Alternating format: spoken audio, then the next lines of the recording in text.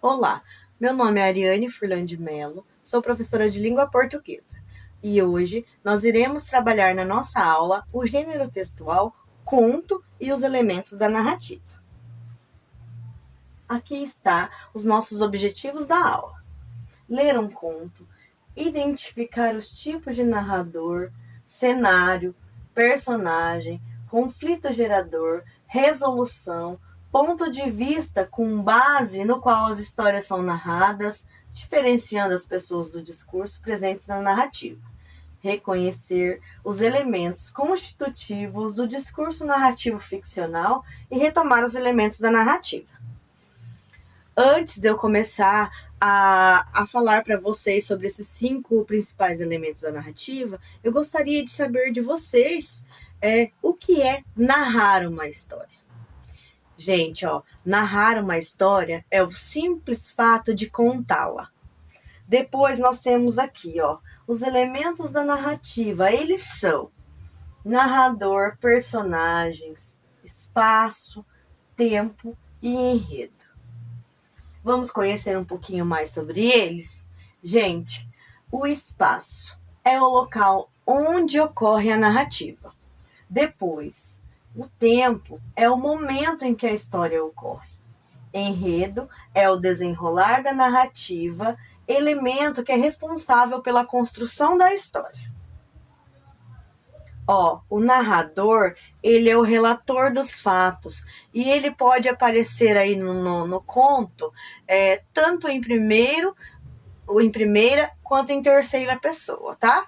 Mas o que é a primeira pessoa? O que é a terceira pessoa do discurso? Vamos conhecer um pouquinho? Gente, o narrador, né, ele tem um papel muito importante na história. E ele pode ser tanto um narrador observador, que está em terceira pessoa, quanto um narrador personagem, que além de contar, também participa da história. Além desses dois, nós temos ainda um narrador que também está em terceira pessoa, que é o narrador onisciente. Ele é um narrador em terceira pessoa e ele tem total conhecimento dos fatos, até dos pensamentos dos personagens. Ele é conhecido como narrador onisciente, então, tá? Depois, nós temos os personagens, que são aqueles que vivem os fatos, né? Eles podem ser tanto protagonista, quanto antagonista, ou personagens secundários. Mas o que seria protagonista, antagonista e personagens secundários?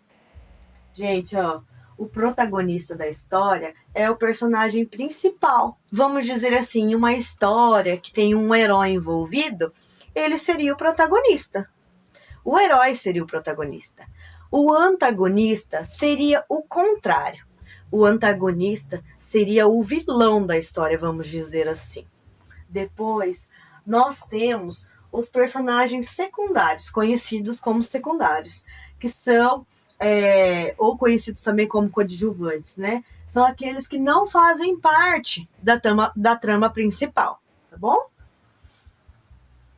Depois, gente, nesta aula, nós vamos ler, eu separei um conto para vocês, bem interessante, tá? Essa imagem do Pinóquio aí faz uma inferência, inclusive, sobre esse conto. Nesta aula, vamos ler uma história sobre um menino que gostava de contar mentiras. É por isso que o Pinóquio está ali, né, gente? Vamos lá, então. O conto que eu separei para vocês é o Conto da Mentira. Vamos lá. Todo dia, Felipe inventava uma mentira. Mãe, a vovó tá no telefone. A mãe largava a louça na pia e corria até a sala. Encontrava o telefone mudo. O garoto havia inventado a morte do cachorro, nota 10 em matemática, gol de cabeça em campeonato de rua. A mãe tentava assustá-lo. Seu nariz vai ficar igual ao do Pinóquio. Felipe ria na cara dela. Quem tá mentindo é você. Não existe gente de madeira. O pai de Felipe também conversava com ele. Um dia você contará uma verdade e ninguém acreditará. Felipe ficava pensativo. Mas no dia seguinte, então, Aconteceu o que seu pai alertara. Felipe assistia a um programa na TV. A apresentadora ligou para o número de telefone da casa dele. Felipe tinha sido sorteado. O prêmio era uma bicicleta. É verdade, mãe. A moça quer falar com você no telefone para combinar a entrega da bicicleta. É verdade. A mãe de Felipe fingiu não ouvir, continuou preparando o jantar em silêncio. Resultado: Felipe deixou de ganhar o prêmio. Então ele começou a reduzir as suas mentiras, até que um dia deixou de contá-las. Bem, Felipe cresceu e tornou-se um escritor. Voltou a criar histórias. Agora, sem culpa e sem medo. No momento, está escrevendo um conto. É a história de um menino que deixa de ganhar uma bicicleta porque mentia. Gente, essa história foi escrita por Rogério Augusto, né? Foi publicado na Folha de São Paulo. E é um mini conto, tá? Por ser uma narrativa breve, uma narrativa curta. Depois, pra gente saber mais, retomando, né, o que eu estava falando, que o conto que nós acabamos de ler, ele é o Conto da Mentira, né, intitulado como Conto da Mentira, e pode ser considerado um mini conto por se tratar de um conto muito curto, né, de uma narrativa curta, e com pouca sequência, tá, de acontecimentos.